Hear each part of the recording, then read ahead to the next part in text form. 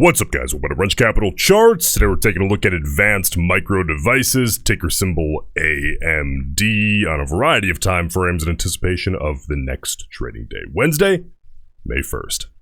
All right, guys, we got earnings on AMD today. In regular trading hours, it was down $1.82, minus 1.14%. In after hours here, down about 6.9, maybe 7%.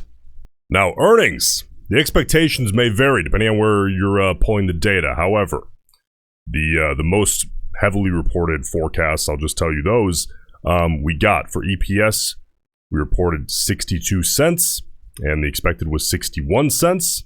Okay, so that's a slight beat. And as far as revenue is concerned, we got 5.47 billion, a slight beat over the expected 5.45 billion. Now, I've been saying this for months, especially in this current market. The guidance, right, it trumps everything. And in the chip sector, you better be issuing pretty mega guidance, right? That's what we've got. That's what we've been accustomed to as of late. AMD issued, they expect 5.7 billion in sales for the current quarter, and that was just in line with Wall Street estimates. That would be about 6% annual growth. However, in line is evidently not good enough here for Wall Street today. AMD also dragging down Nvidia. So look, let's take a look at AMD and pull out as much bias as we can possibly get. It's going to be a little bit different since we're dealing with the majority of the movement being in after hours, but we're going to take a look. We're going to do a quick analysis of the volume profile. We'll take a look at the psychological levels that we need to be paying attention to. There's going to be a lot of decisions being made around those here heading into tomorrow. And then we'll finish out with expected move and the directional bias out of the chain. So let's start here with a quick little analysis of the volume profile, and we'll of course include that after hours move. Volume is pretty, large there comparatively speaking to what is typical for after hours. Listen, by the way, guys, AMD is today's wild card stock. So if you're new to the channel, I expect quite a few of you are. I appreciate you subscribing, and I'll keep the videos coming. So, really, guys, we have updated data since the market closed, right? So really all I want to do here, I'm not going to waste time and look at intraday. I want to look at the volume profile as and after earnings hit, okay? So what we're looking for here is bias. We're looking under the hood, okay? We're looking for bias that isn't necessarily so obvious simply looking at the price action. We know what the stock did. Okay, but now we want deeper data. We want more data to see, okay, does the volume profile actually agree with that move? Or is it actually more neutral? Well, let's take a look. On the actual release, we got that big dump off candle, and the volume was as expected. Okay, about 600,000 shares on that 5-minute bar. As the stock kind of began to flatten out after the release, volume slowly but surely faded.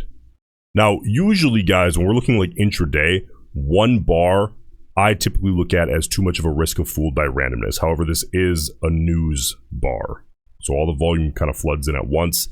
That is, of course, a slight bearish bias in the volume profile. However, honestly, given the nature of the move itself, this candle here, to me, it's not quite as substantial. It's not putting to shame these following bars quite as much as I might have expected it to.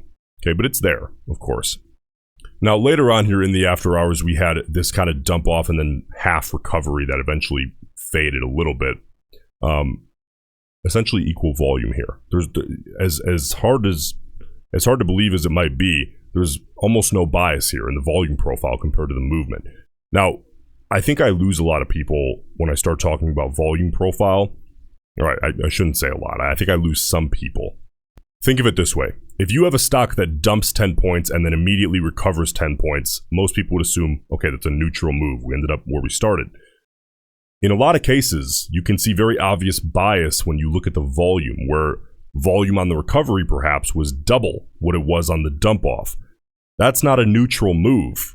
There's bullish bias if you look under the hood and actually pull more data. So while you would assume it's neutral simply by looking at price action, as far as market opinion is concerned, it really wasn't neutral at all. So we have to take a look at the volume profile, but on this move, it ended up being a net negative move, but almost no bias. So bulls, well, let's start with bears. Bears, if the stock's down, you guys really would want to see some massive bearish bias in the volume profile. Whereas bulls, if the stock's down anyway, we know it's down, that's done. What you don't want to see is also massive bearish bias in the volume profile to overwhelmingly support that move. Here on this very, these couple of candles, we got a little bit over here. Here, we're not really seeing any. Now, this, of course, once we hit the after hours low of 143.90, again, a little bit of elevated volume, and that was bearish volume. Okay, so it's another little bit of bearish bias there. But, compared to some other earnings events, this is relatively mild bias. Let's move on here and take a look at the psychological, those self-fulfilling prophecy levels, starting with the 30-minute chart. So, of course, guys, we gave up here both the 50 period and now the 200 period in the after hours. Giving things up in the after hours, to me, is not quite as reliable as when we do it during the intraday session. However, this being on an earnings move, we did have a little bit of higher volume to make that a slightly more definitive move, though I always like to see things upon the open when we get the real volume pouring back in. So listen, you bears, specific to the 30-minute chart, if we see any upside retest of that 200 period or that 50 period, because that 50 period, guys, is likely to get dragged down and it might cross over the 200 period. The crossover itself means nothing to me. What does mean something is that the 50 period is quicker moving. Okay, so if that gets ripped downside, that could become the first one to reclaim, because the ultimate goal here is to be in a situation like this or like this, where you have both levels ascending and the top levels being treated, in this case it would be the 50, as ascending support. That's really what the bulls want to see on as many time frames as possible. But looking specifically at the 30-minute here, just to reclaim as it stands right now, again, that 50 period might come down and be even lower than the 200 period, making a smaller necessary move to reclaim that. But this current stock price to the 200 period is currently about 5% away. Okay, so it's going to take a little bit of volatility here to look for a reclaim, at least on the 30-minute chart. But bulls, just understand that reclaiming, ideally both of those, again, this is likely to come down lower. Reclaiming both of those is the ideal scenario to return to a state like this. Bears, if we see any retest at all of whichever moving average on the 30-minute happens to be lower at the time of the test, you want to reject off of the lowest level on as much volume as possible back to the downside. All right, let's take a look at the 4-hour.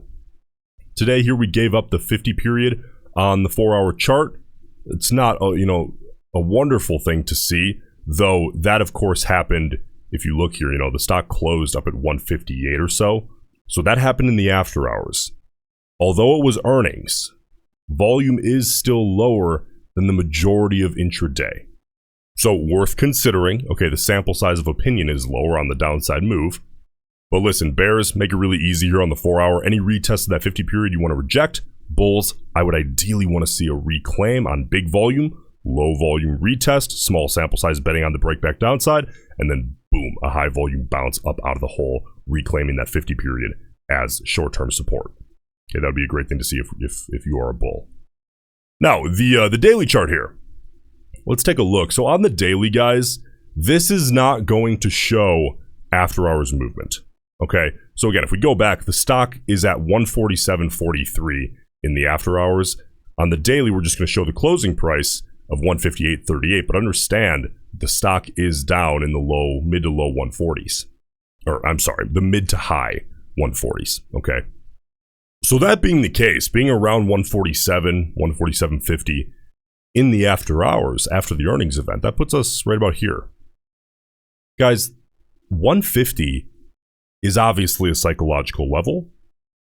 And psychological levels, when tested enough times, they tend to, almost always, to turn into technical levels. And then they become both, which make them even more obvious and feed even more into that self-fulfilling prophecy mentality. So that makes the daily chart really easy. For bulls, getting back above 150 and holding 150 as support is an ideal scenario. Whereas you bears, any upside retest of 150, you're going to want to see that reject as much as possible on hard volume.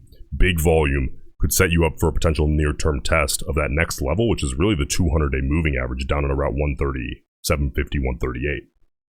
Now, implied volatility, okay? This has not updated yet after the closing bell. Understand, guys, that IV after earnings is highly probable tomorrow to update tanking off, okay? Now, That is what's known as IV crush if you own options.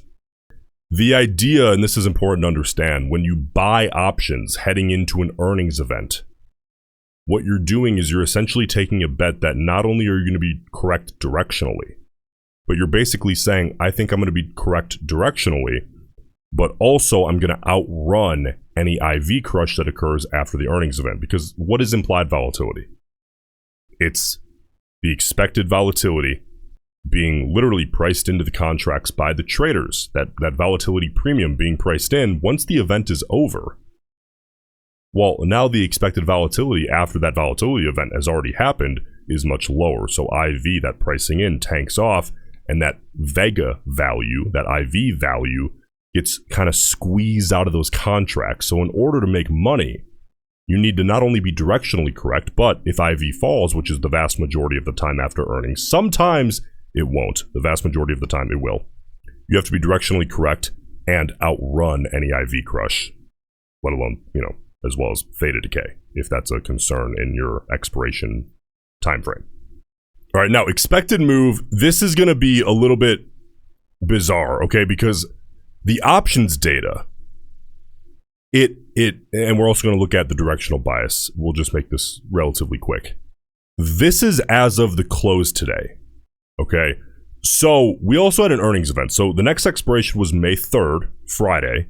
And by Friday, the options traders expected plus or minus $13.42 per share compared to $158.38, which was the closing price. So we have 3 trading days left. You can't just divide that by 3. That would give you an expected move of plus or minus $4 and some change each day. But that doesn't work, right? Because we had earnings today, which is an outsized event. There's expected to be more earnings, more volatility tomorrow, I suppose, since it was in the after hours here today, which kind of gets priced into tomorrow, right? Then there is expected volatility Thursday and Friday. And the after hours movement from today's closing price is about $11, which only leaves about, according to the pricing in at the close, right, about $1 a day for Thursday and Friday. So we'll see where the stock closes tomorrow. But by doing a little bit of guesswork, trying to piece together the actual volatility expectations, because we're not blessed with the luxury of daily expirations on AMD, which would make it a little bit more simple.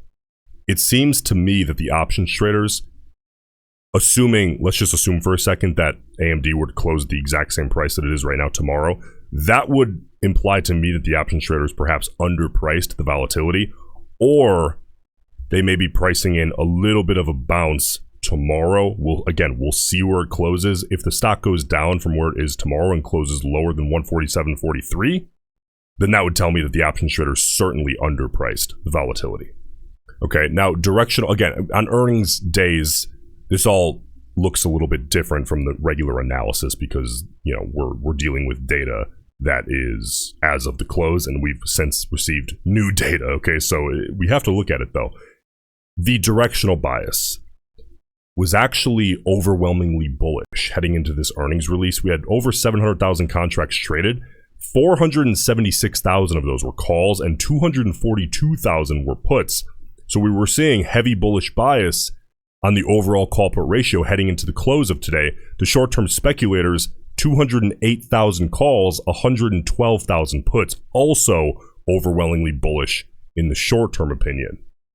So, according to the options traders, either you're going to have a big sample size being incorrect and unhappy, but if you see a miraculous turnaround and recovery tomorrow before the close, then you're going to have a large sample size of options traders here from today, happy tomorrow. However, just know that the stock is down about 10, 11 points in the after hours, and the overwhelming majority of option traders today were making bullish bets in the overall and the short term. So listen, guys, if you're getting value out of these videos, I ask one thing, takes half a second, and it's 100% free. Please just leave a like on the video and then get out of here. Enjoy your night or morning, depending when you're watching this. I appreciate it, and I'll see you in the next one.